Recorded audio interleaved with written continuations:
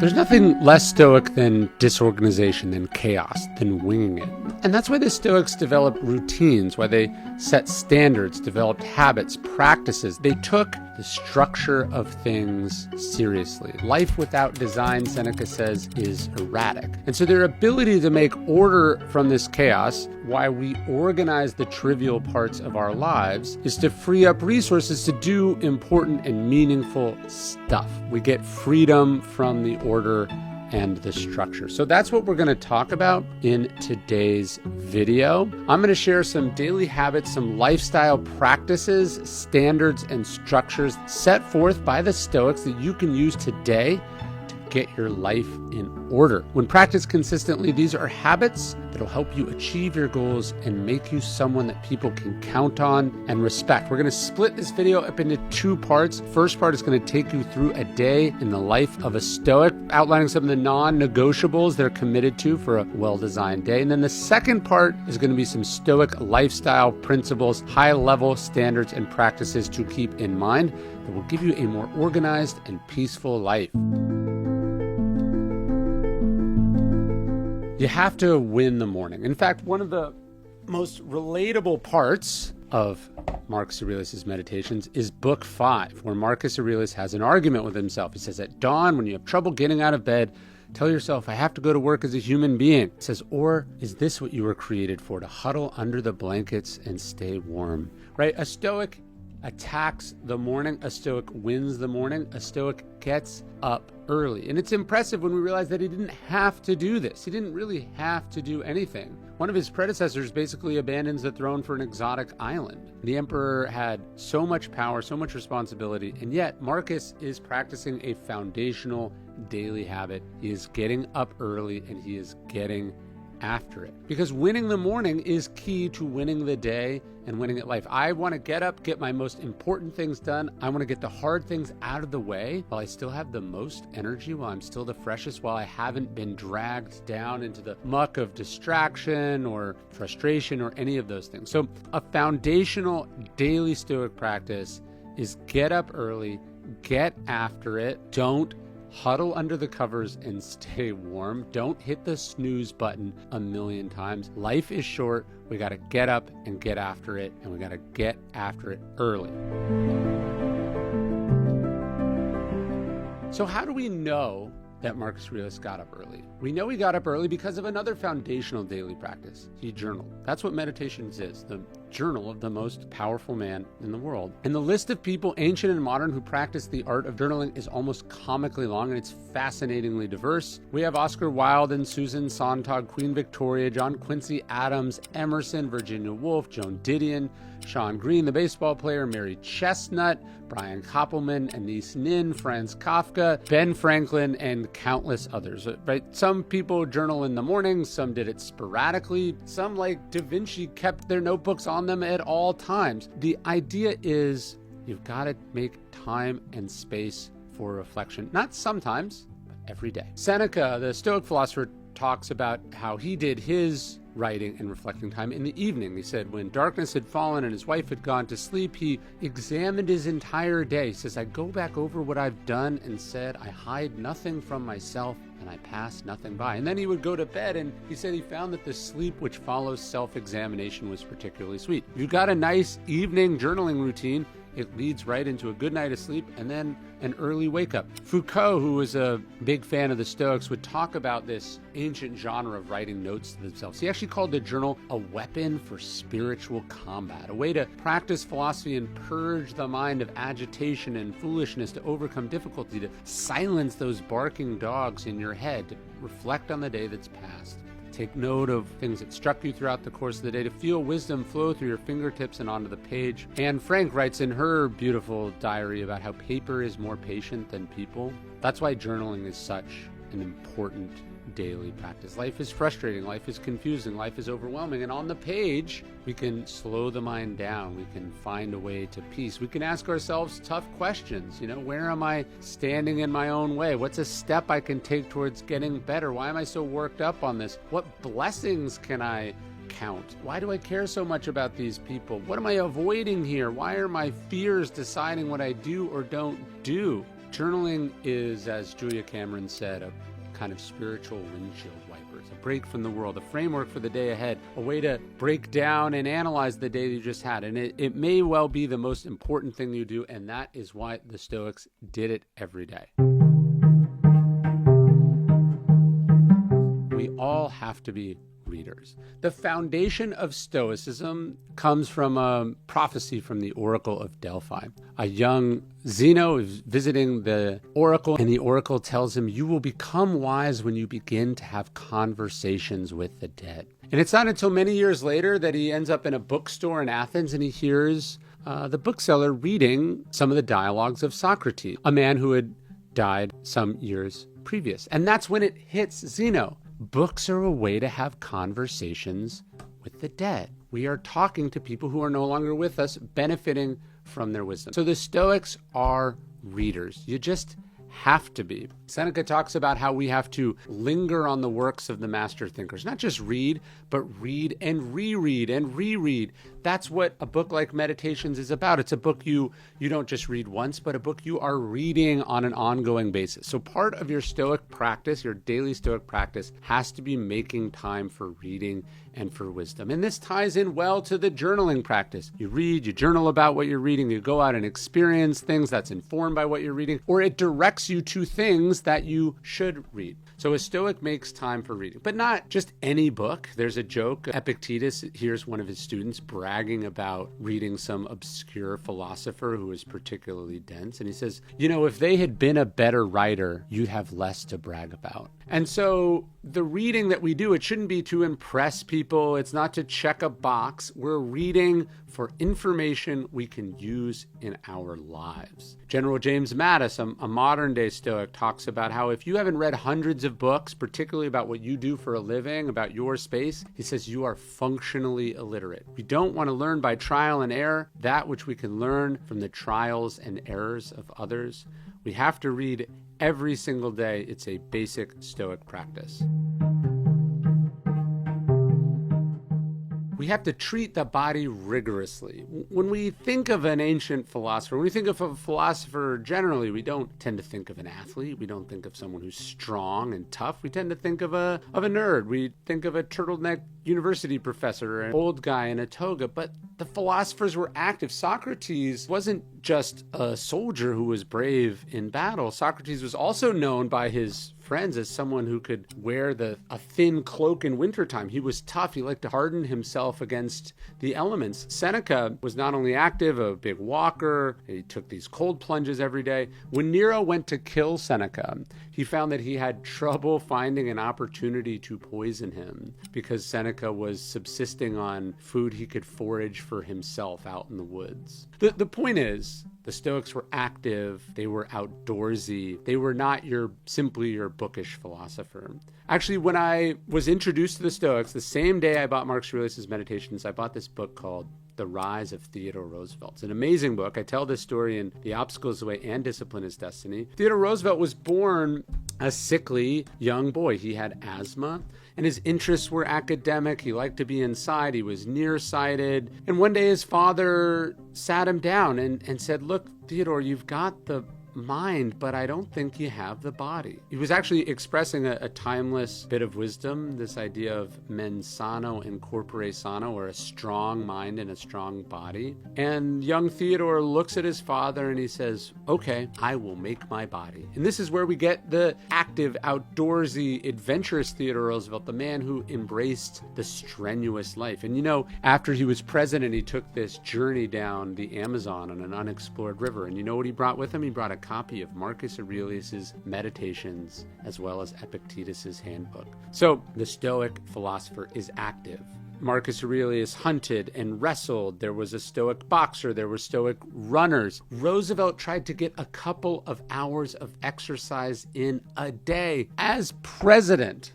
So what do you think Teddy would have thought of our sedentary digital lives, our excuse that we're too busy or too tired, or that we weren't born that way. Like we're meant for so much more. Musonius Rufus, the teacher of Epictetus, said, obviously the philosopher's body should be well prepared for physical activity. Because often, he said, the virtues make use of this as a necessary instrument for the affairs of life. He says we must train ourselves, discipline ourselves to cold and heat and thirst and hunger, meager rations, hard beds, and avoidance of pleasures and patience under sufferings. He says from this, the body becomes strengthened and becomes capable of enduring hardship. It's ready for any task. A daily practice for the Stoics had nothing to do with reading or writing, but getting out there, getting active, getting after it. We treat the body rigorously, Seneca says, so that it is not disobedient to the mind. Mens sana in corpore sano,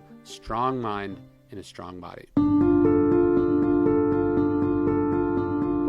So in addition to their daily practices, there were some sort of philosophical conceptions or beliefs that helped the Stoics live well-ordered, productive lives.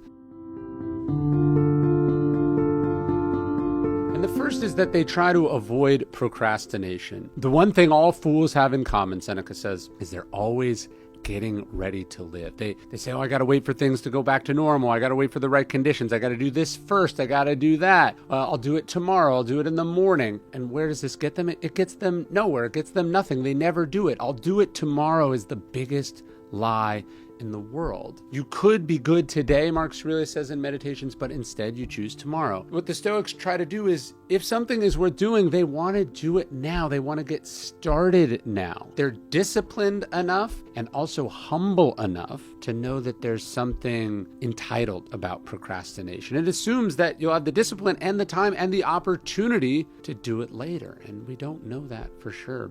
The graveyard of lost potential, we might say, of wasted time and wasted years is people who needed to do something else first. Putting things off is the biggest waste of life, Seneca wrote. He says it snatches away each day as it comes, and it denies us the present by promising us the future. He said the whole future lies in uncertainty. Live immediately. I think he's saying do it now. Get rid of I'll get to it later from your lexicon. Do it now.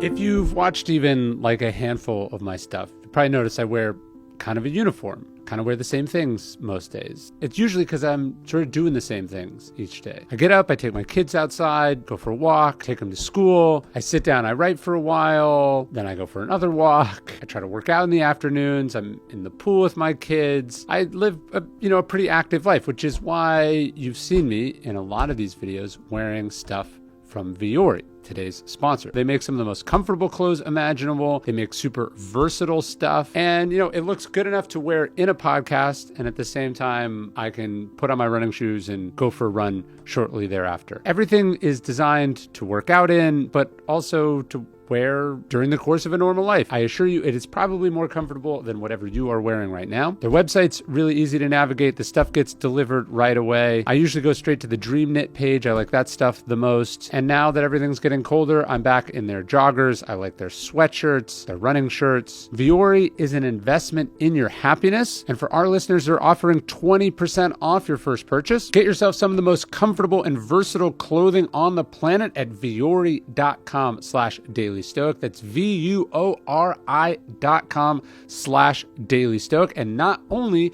we get 20% off your first purchase, but you'll get free shipping on any order over $75, and you get free returns. Go to vuori.com/daily stoic and discover the versatility of Vuori clothing. Exclusions apply. Go to the website for full terms and conditions. Marcus Aurelius had a pretty simple recipe for a better life. He said, if you seek tranquility, do less. He said, the question we have to ask ourselves with everything is this essential? And he says, because when you eliminate the inessential, you get the double satisfaction of doing less better. So much of what we do, what we spend our days on, what we spend our lives on, we don't need to do. We do it out of habit. We do it out of guilt. We do it out of laziness. We do it out of not wanting to seem rude. We do it because we think we have forever or we have unlimited time. And then we wonder why our heart isn't in it. We wonder why we don't have time to do the actual important things. If we could do less inessential stuff, we'd be able to do what is essential better. And we get that tranquility that Marcus Aurelius is talking about. We have to cultivate the power, the ability to say no, the ability to prioritize, the ability to eliminate. If we want tranquility, if we want productivity, it's about more wood behind fewer arrows. It's about really sticking with the things that are important and eliminating the inessential and the unnecessary. There was a Greek word that we get from the Stoics, kosmiotis. And this is about order. This is about keeping things clean. When I'm feeling overwhelmed, when I'm feeling behind, I often look down at my desk and go, of course I feel this way. Of course my life is this way. Look at it. This is a metaphor. Gretchen Rubin, who I've interviewed on the Daily Stoic podcast, has this great line. She says, outer order, inner calm. So one of the things we have to do is get our stuff organized, keep things clean and simple and elegant. Like, what does your desktop look like? Your digital desktop and your actual desktop? Are you drowning in papers? Is your office a mess? Do you have a million unread emails? Is your phone filled with alerts? Creating order and systems, eliminating noise and interruptions, creating order from the chaos of life is key to protecting that sort of Stoic sense of purpose and direction and clarity. Seneca talks about how, look, sometimes life is messy and chaotic, but to needlessly be plunged into that is irresponsible. So how do we create order and structure in our lives? How do we set up systems? How do we automate things? If everything in your life is dependent on willpower, is dependent on constant excavations, you're going to be exhausted. So you got to create order and systems. You got to keep things clean. You got to stick with systems and structure, or you're going to get overwhelmed.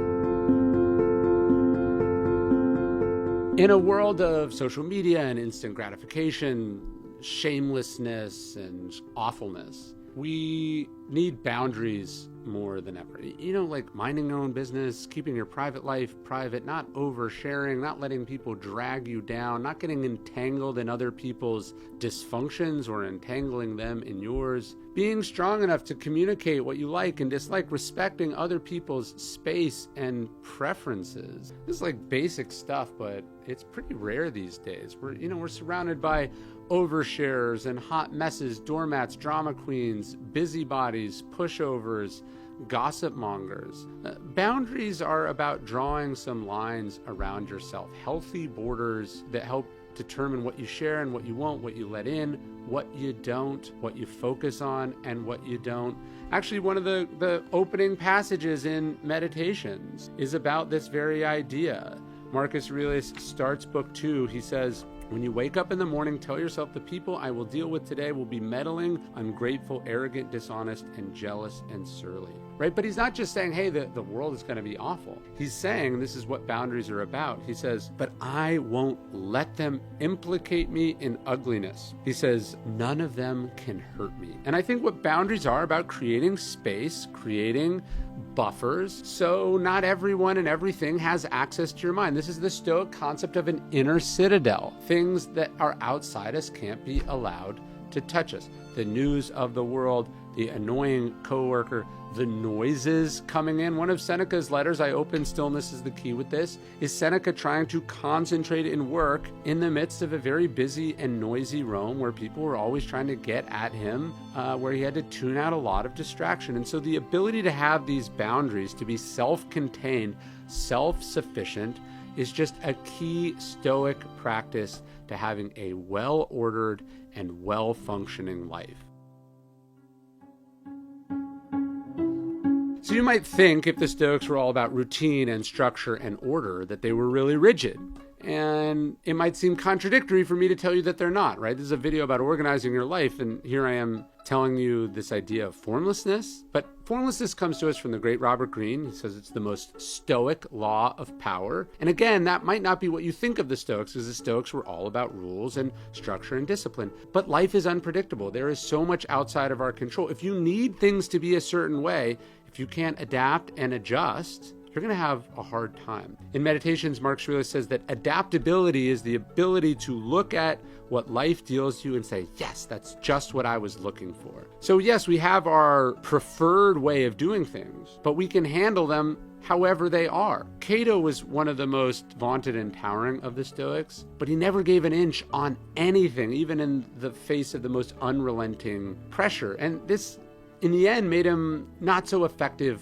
politician. He refused compromise in every form. He insisted on tradition down to the letter, and that rigidity became a kind of fragility. We need the ability to adjust and embrace change. One of the Queen's mottos, which I loved, was, if things are going to stay the same, then things are going to have to change. My routine has changed so much since I had kids, since I moved to Texas, since I became a writer. Different phases and seasons of my life, my routine is always changing. But these overarching principles, these deeper ideas, these commitments, that allows me to shuffle those things around but still hold true to the same basic concepts. Epictetus was once asked by one of his students what he was supposed to do.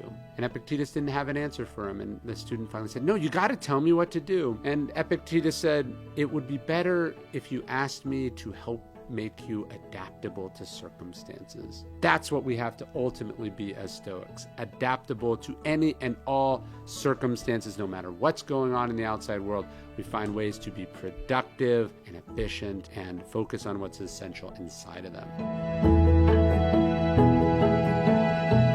And the last, final, and I think most brief thing the Stoics use to shape their days and lives is a reminder of how short life is. You could leave life right now, Marcus Aurelius says in Meditations, let that determine what you do and say and think. Seneca's view was even more of a paradigm shift. He says, don't think of death as this thing in the future that you're moving slowly towards. He says, death is happening right now. He says, the time that passes belongs to death. So as we decide how to structure our days, whether to procrastinate or not, what order to put them in or not, to do things or not, we have to remember we are purchasing these things in front of us with our most precious resource, our time, something we can never get back. And so we have to be present, we have to prioritize, we have to be humble, we have to be flexible, because life is short. Memento mori, you could go at any moment.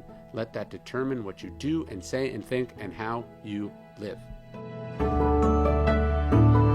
Every day I send out one Stoic-inspired email to hundreds of thousands of people all over the world. If you want more Stoic wisdom in your inbox, you can sign up at dailystoic.com/email. It's totally free. You can unsubscribe at any time. We'd love to have you. dailystoic.com/email.